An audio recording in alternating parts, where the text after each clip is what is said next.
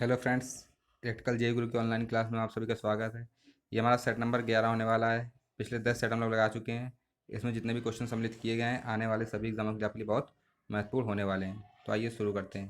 पहला क्वेश्चन हमारी स्क्रीन पर ये रहा। इसमें हमसे कहा गया है मिलीमेंस थ्योरम यील्ड्स इक्विवेलेंट। मिलीमेंस थ्योरम में क्या क्या हमारा आता है, चाहे हमारे पास वोल्टेज सोर्स हो या हमारे पास करंट सोर्स हो, सभी को हम चेंज करके मिलीमेंस थ्योरम में अप्लाई कर लेते हैं, यानी कि ऑप्शन नंबर डी हमारा बिल्कुल सही होगा।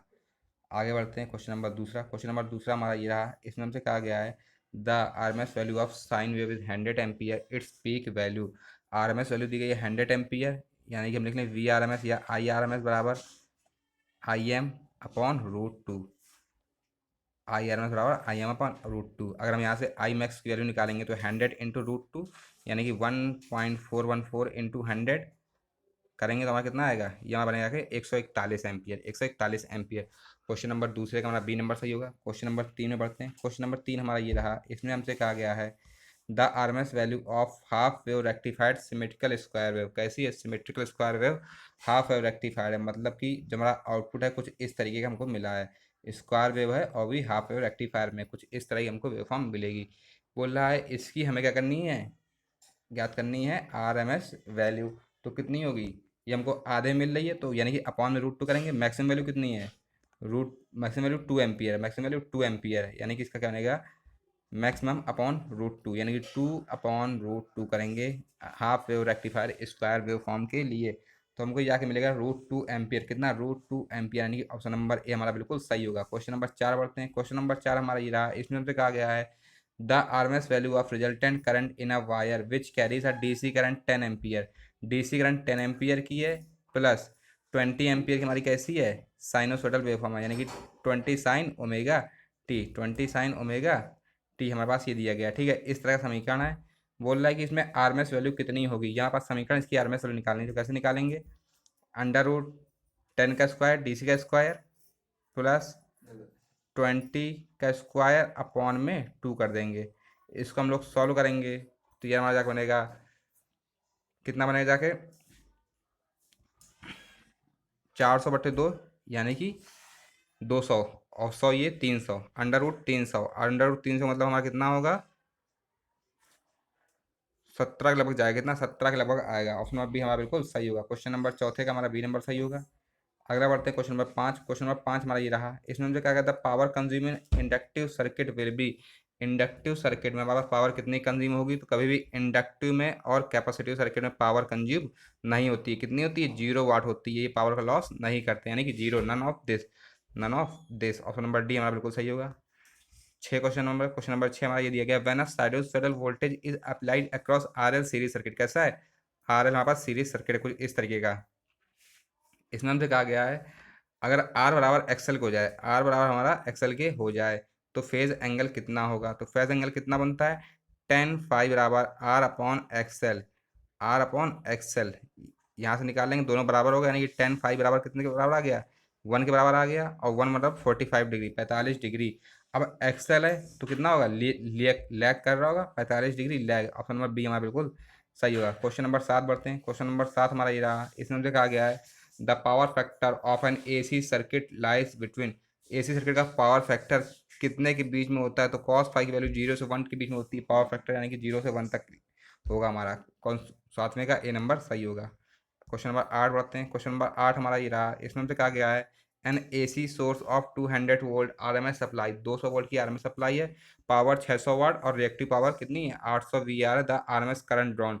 आरएमएस करंट की वैल्यू पूछ रहा है, तो हम क्या निकाल रहे हैं यहाँ पे, पहले हम क्या निकाल लें, आरएमएस पावर निकाल लें। आरएमएस पावर कितनी होगी हमारी, ये देख लें हम लोग। देखिए कैसे निकालेंगे, जब हमारे पास ये हमारे पास 800 वी ए आर और 600 वाट, 600 वाट हमारा ये दिया गया है कॉस वाला कंपोनेंट, और 800 वी आर हमारा ये दिया गया है। अगर हम अपरेंट पावर यहाँ से निकालेंगे तो ये हमारी कितनी आएगी, 1000 वाट आएगी। कितनी, 1000 वाट हमारे पास अपरेंट पावर आ गई।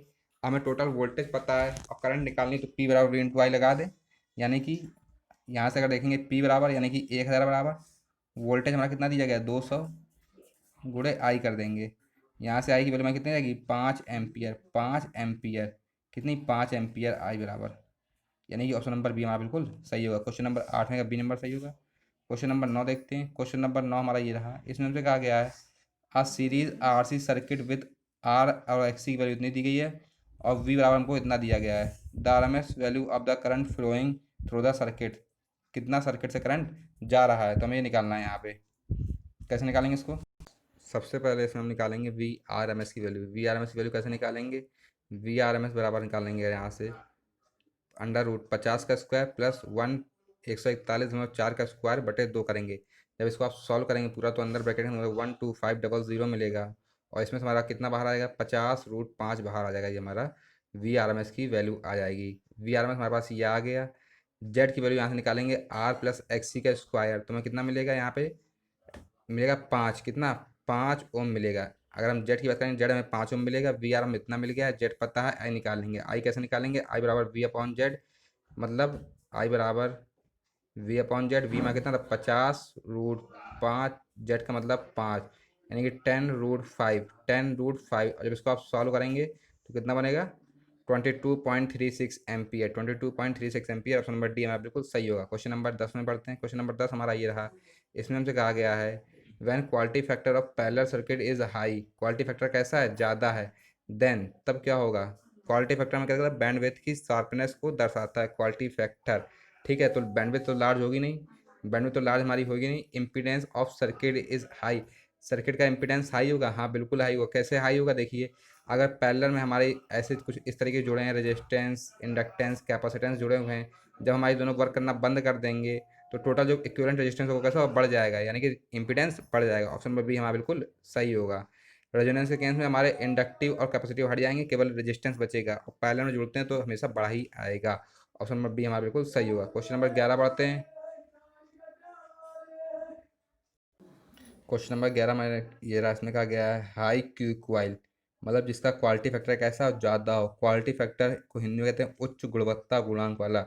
जिसका क्वालिटी फैक्टर हाई होगा उसमें जो है लॉसेस क्या होगा? हमारा कम होगा। लॉसेस कितना होगा? कम होगा, यानी कि लो लॉसेस। ऑप्शन नंबर सी हमारा बिल्कुल सही होगा। क्वेश्चन का 11वें का सी सही होगा। क्वेश्चन नंबर 12 बढ़ते हैं। क्वेश्चन नंबर 12, अब 12 में हमसे कहा गया है कि in a parallel RLC circuit if L बराबर 4 हेनरी, C बराबर 0.2 फैरेड एंड R बराबर 40 ohm, the value of quality factor at resonance, resonance स्थिति में क्वालिटी फैक्टर क्या होगा? कैसा सर्किट है? पैरेलल सर्किट है। तो पैरेलल सर्किट में क्या होता है? फॉर्मूला क्वालिटी फैक्टर बराबर हमारा होता है R√C/L। सीरीज होता है 1/R√L/C। पहले की बात करेंगे R√C/L। तो R हमको कितना दिया गया है? 40। C कितना दिया गया है? हमको दिया गया है 0.25 अपॉन L कितना दिया गया है? 4। जब इसको आप सॉल्व करेंगे हमको मिले जाके 10, कितना? 10 मिलेगा। 12वें का C नंबर सही होगा। क्वेश्चन नंबर 13, क्वेश्चन नंबर 13 हमारा ये रहा। इसमें हमसे कहा गया है bandwidth of series resonance curve in RLC network is determined by which one of the following. Bandwidth किसके द्वारा निर्धारित की जाती है आरएलसी सर्किट में? तो हम जानते हैं Q बराबर 1/R√L/C, यानी कि L, R और C तीनों के द्वारा निर्धारित की जाती है, यानी कि ऑप्शन नंबर डी हमारा बिल्कुल सही होगा। क्वेश्चन नंबर 14 देखते हैं। 14 नंबर हमारा क्या कहा गया है? इसमें कहा गया है under the condition of maximum power transfer, क्या मैक्सिमम पावर ट्रांसफर थ्योरम के द्वारा वेरिएबल लोड कितना होना चाहिए? तो अगर हम बात करते हैं एसी की, एसी में उसका कॉन्जुगेट लेते हैं इम्पीडेंस का। किसका? इम्पीडेंस का कॉन्जुगेट लेते हैं। यदि आर प्लस जे एक्स है तो दूसरा वाला आर माइनस जे एक्स होगा। जब हमारे पास ऐसा होगा तो जो रिएक्टेंस वाला टर्म है वो हमारा प्लस वाला माइनस वाले से क्या होता है? कैंसिल हो जाता है। केवल और केवल रेजिस्टेंस बचता है मैक्सिमम पावर की स्थिति में, यानी कि the sum of the source reactance and load reactance is zero. Option number C हमारा बिल्कुल सही होगा। रिएक्टेंस का योग जीरो होता है लेकिन रेजिस्टेंस का कभी भी जीरो नहीं होता है मैक्सिमम पावर ट्रांसफर थ्योरम की स्थिति में। क्वेश्चन नंबर 15 देखते हैं। क्वेश्चन नंबर 15 हमारा ये रहा। इसमें कहा गया है the rated voltage of three phase power supply system. Three phase power supply system में रेटेड वोल्टेज कहाँ से कहाँ का लिया जाता है? तो ये कहाँ से जाता है? RMS line to line voltage होता है rated voltage, RMS line to line voltage. 15 का हमारा सी नंबर सही होगा। क्वेश्चन नंबर 16 देखते हैं। क्वेश्चन नंबर 16 हमारा ये रहा। इसमें हमसे कहा गया है an alternator is delivering power to a balance load, कितना balance load? Unity power factor the phase angle between the its line and line current. अगर हम अल्टरनेटर जो है हमारा कैसा बैलेंस लोड पे यूनिटी पावर फैक्टर वर्क कर रहा है, किस पे? यूनिटी पावर फैक्टर पे वर्क कर रहा है। तो जब भी यूनिटी पे वर्क पहले तो हम इसका फेजर डायग्राम देख लें किस तरीके बनेगा। कुछ इस तरीके बनेगा, प्रत्येक के बीच में 120 डिग्री का एंगल होगा। जब इसको इस तरीके बढ़ाएंगे और यहाँ से फिर हम आई एल जो है लीड करते हुए निकालेंगे, फिर इसको थोड़ा सा आगे बढ़ाएंगे, हमारा 60 जो है दो भागों में टूटता है। 60 जो हमारा दो भागों में टूटता है, कितने कितने के 30 के दो पार्टों में टूटता है। यानी कि वोल्टेज और करंट के बीच में एंगल कितना बनेगा, 30 डिग्री का बनेगा। ऑप्शन नंबर सी हमारा बिल्कुल सही होगा। इसको फेजर डायग्राम थोड़ा देखना पड़ेगा। 70 नंबर देखेंगे। 70 नंबर क्वेश्चन हमारा ये रहा। इसमें हमसे कहा गया है for three phase load balance condition each phase has a same value. Three phase load balance system में प्रत्येक फेज में कितने समान होना चाहिए। किसका मान समान होना चाहिए, हमारे पास इंपीडेंस भी समान होना चाहिए, रेजिस्टेंस भी और पावर फैक्टर भी। बैलेंस की स्थिति में तीनों बातें हमारी समान होंगी, यानी कि ऑप्शन नंबर डी हमारा बिल्कुल सही होगा। 70 का D. Three phase balance system में हमारे पास इंपीडेंस, रेजिस्टेंस और पावर फैक्टर तीनों चीज़ें जो है सेम होनी चाहिए। क्वेश्चन नंबर 18 बढ़ते हैं। क्वेश्चन नंबर 18 हमारा ये रहा। इसमें हमसे कहा गया है if each branch of delta circuit, कैसा सर्किट है हमारे पास, डेल्टा सर्किट है। इंपीडेंस कितना दिया गया है, √3/Z, √3/Z, √3/Z।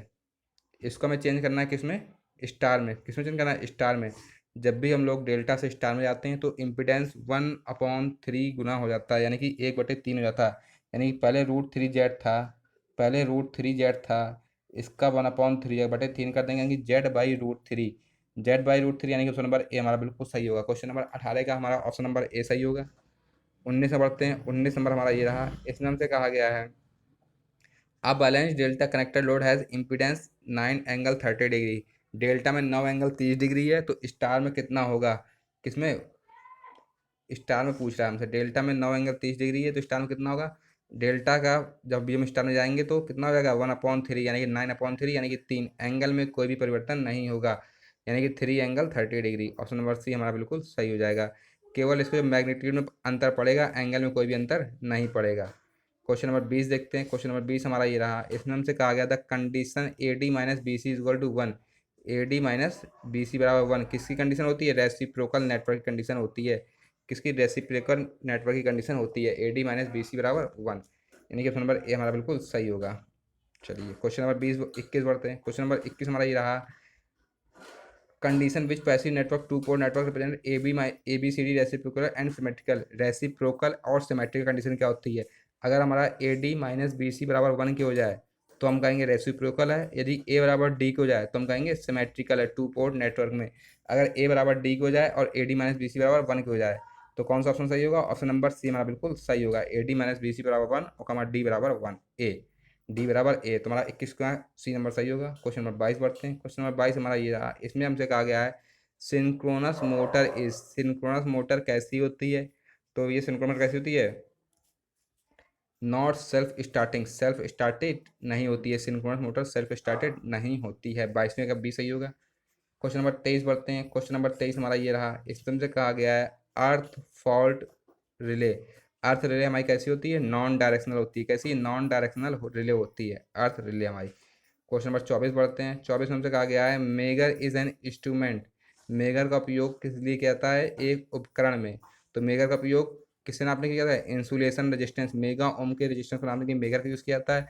अगर हमारे पास बहुत कम वैल्यू का रेजिस्टेंस है तो Kelvin double bridge method use करते हैं। अगर मीडियम वैल्यू का है तो व्हीट स्टोन ब्रिज यूज़ करते हैं। अगर हाई इंसुलेशन रेजिस्टेंस है तो मेगर का प्रयोग करते हैं। 24वें का बी नंबर सही होगा।